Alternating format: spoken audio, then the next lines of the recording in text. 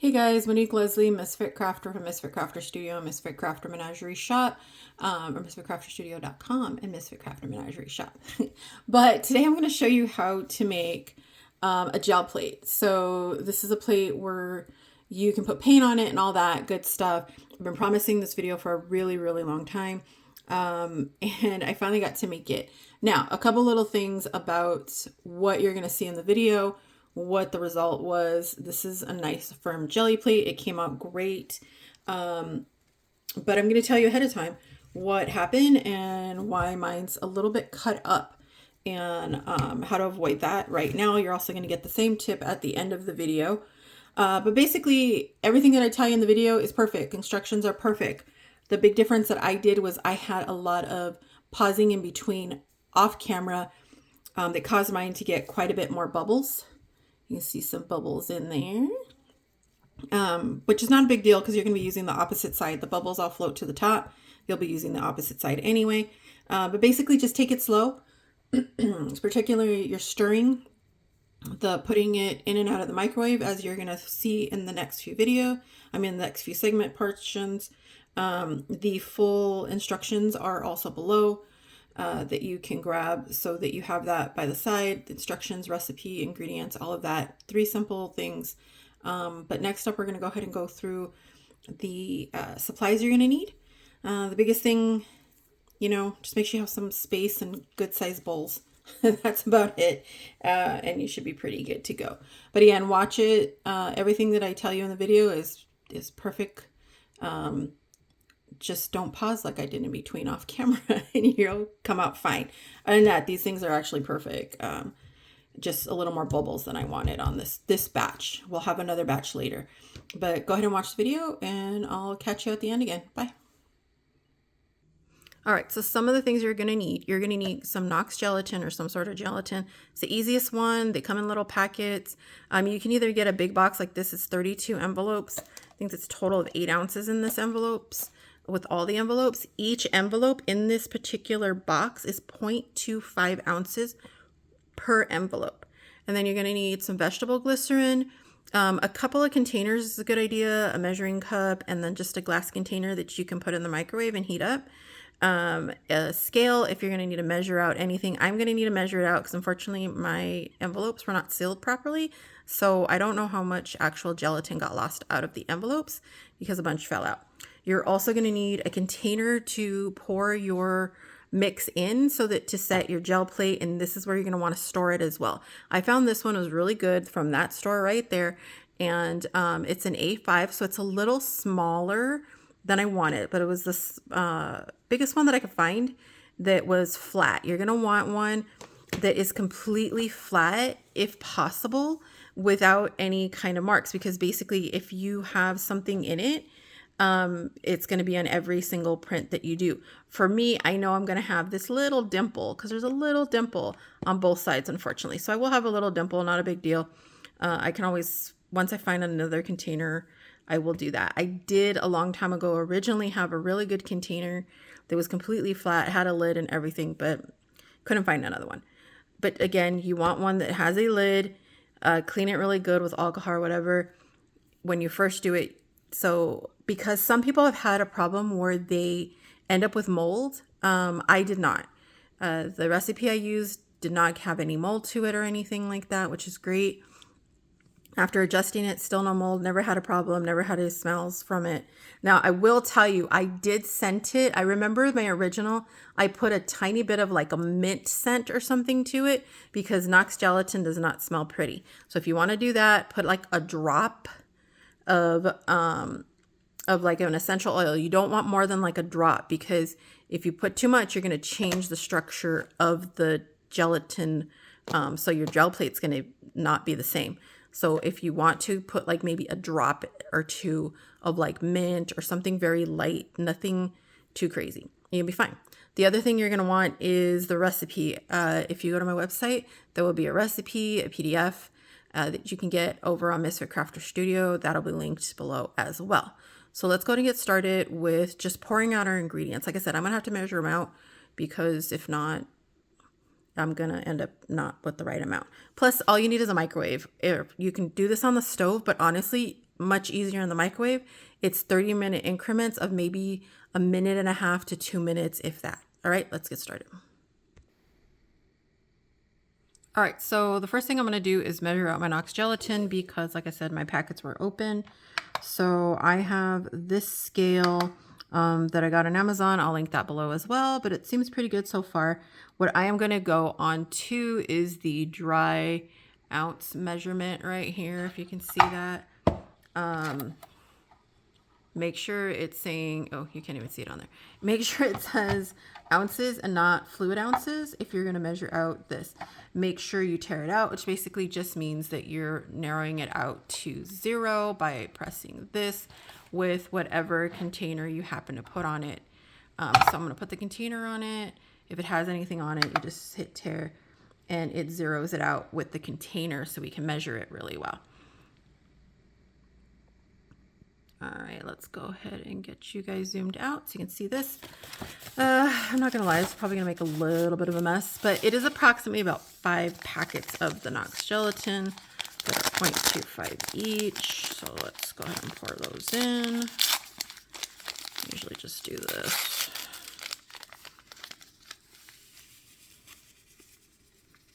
So if it has everything in it, yeah, it's a little over on this one, actually, so it's still not bad. As long as you get about 1.25 ounces in there. It doesn't have to be super duper precise, but you want to get pretty close.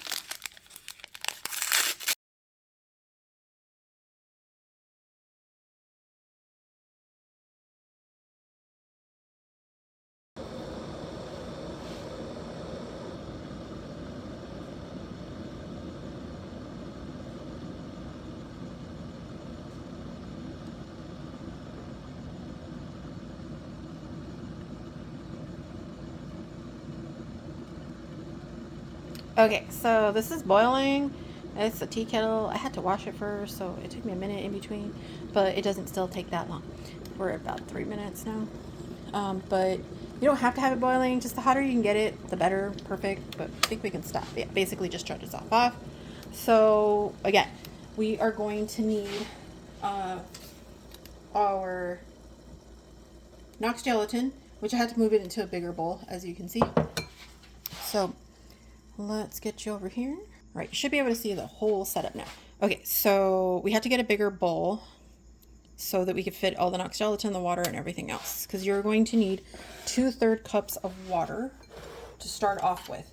That's going to go in there right away just to melt down all the Knox gelatin. And then we are going to stick it in the microwave. Again, microwave safe container, please. We're going to stick it in the microwave for 30 seconds. And then we will pour in the vegetable glycerin. So while that's happening, we'll pour the vegetable glycerin out. But let's first get to 2/3 here.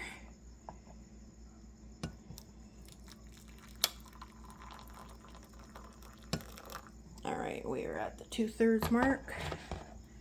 Okay, so you're just going to like slowly pour this in and give it a mix at the same time. So we're dissolving all of the gelatin.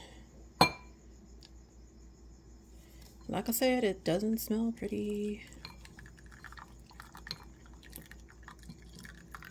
It's not like super pungent or anything. It's just, it does not smell pretty. Don't think it's going to smell like Jell-O. Like your favorite fruity Jell-O. And I love Jell-O. But it does not smell good. So we're just stirring like crazy first. The first thing you want to do is just stir before we even get it in the microwave. Stir and break up that gelatin. Really hot water will just about do it too. The boiling water, but you're still going to want to microwave this. Just try to get it so at least all these little clumps are out before you stick it in the microwave. All right, so now we're gonna put it in the microwave for 30 seconds. Nobody needs to look at the dirty microwave.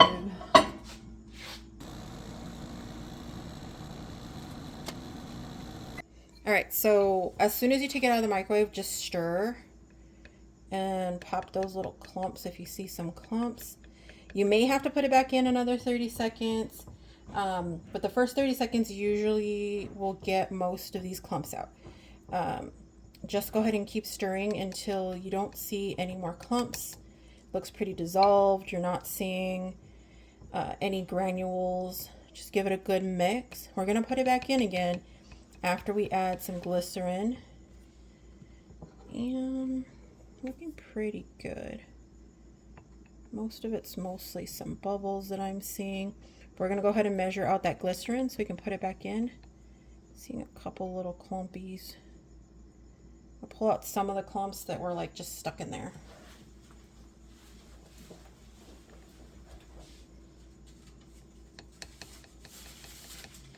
For the most part, they're pretty good.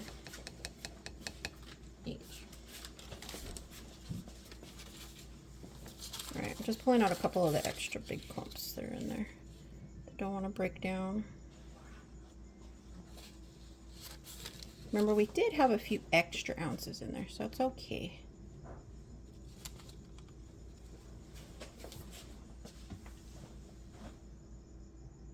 One right there. Okay, pretty good.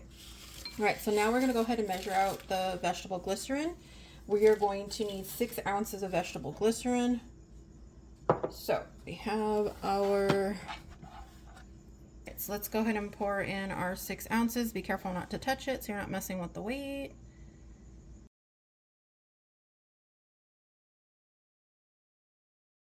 All right, we're just under where that's okay. Pause. Okay, there. All right, so we are going to pour this in. You're going to pour it in slowly. All right, guys, slowly. And just mix as it's in. All right.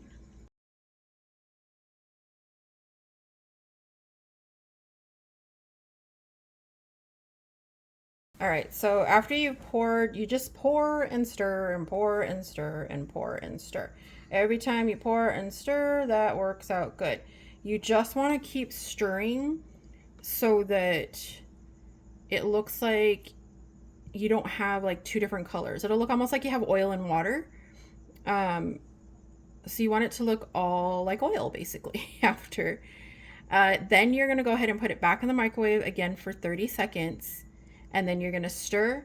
If you still see a lot of granules, because now some of the granules, you see, some of it's bubbles, but I'm also seeing granules. So you want to get as much of those out as possible. But this will also help combine when you heat it up. It's going to help combine the glycerin and the gelatin together so that they kind of melt together better. So let's go ahead and put it back in the microwave. We'll be right back. All right, so we got it back out for after the 30 seconds, and you see it's much more liquidy. When you'll feel that it's not so gel-like when you take it out again. It's going to feel a little more liquidy. Don't stir too quick, but get it all stirred in there. The least amount of bubbles possible is perfect. Don't worry too much about the bubbles because you're going to be using the other flat side anyway the most. But the least amount of bubbles possible, it'll be better for you because then you can use both sides of your gel plate better. If I'm not mistaken, you could probably heat the top with a torch or something just a little bit to get rid of some of the bubbles that lay on the top.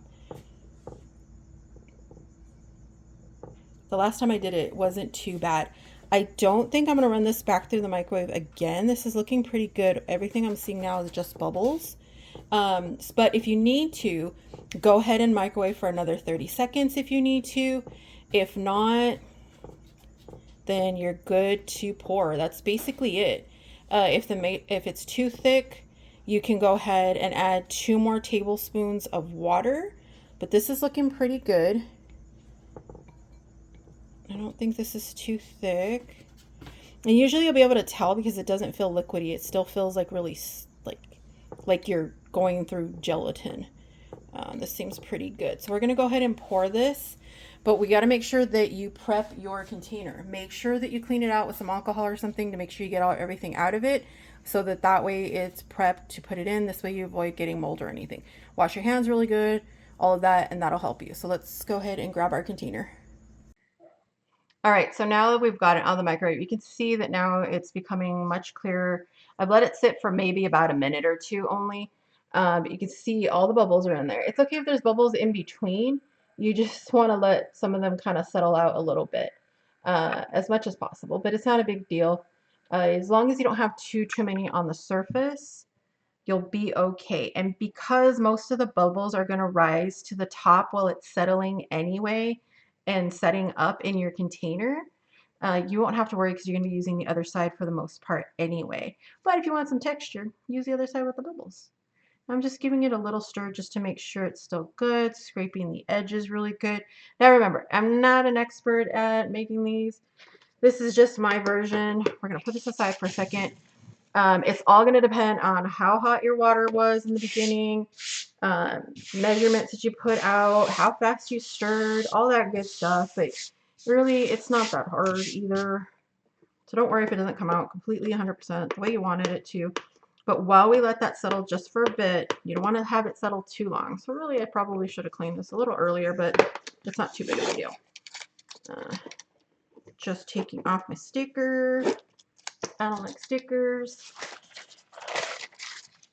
We're going to put this aside so I don't get it with alcohol, but I'm going to be cleaning it with some alcohol real quick. I'm just going to open that container. Now, it doesn't have to set up in the fridge, but if you're in the middle of summer and it's really hot, then you might want to go ahead and put it in there just so it's not overly warm. I am probably going to be leaving this actually on my desk because it does stay cool enough here that we should be fine. But I'm just hitting this with some alcohol.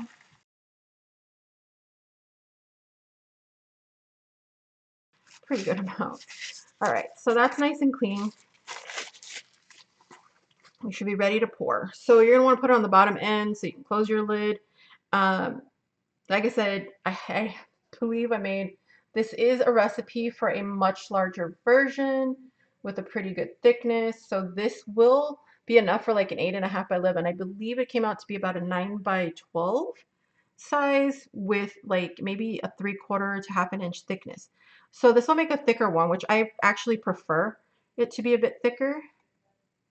So we are just going to pour a mixture. And like I said, I know I'm going to have that little dimple, but no biggie. So I'm just pouring it in the middle until I can see that we have enough in there to cover most of this. And yeah, mine's not going to be perfectly rectangle. That's okay. I'll have that little dip right there. I got the most part of it. It's going to be fun. I'll be able to make some pretty good prints. I might just get away with using the whole thing. Yep. Yay. It's just enough for me to get away with the whole thing, it looks like, which is cool. All right.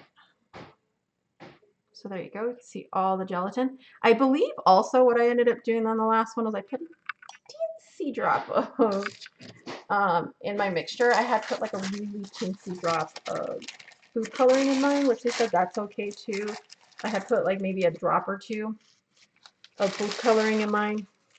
So I had like a very, very, very, very pale blue tint just because I didn't like the yellowy color it had. Not a big deal to me anymore. All right, so you can see that there's still some bubbles and stuff like that. I am just going to give it a small shake to try to get some of those bubbles to rise up. All right, so when we left off, we left this drying. I'm not gonna lie, I cheated. I did pull up a little bit, but as you can see, we still got lots of bubbles all on the surface up here, but I'm hoping not on the bottom. That one big one, I couldn't get it to pop. It was already setting up so fast.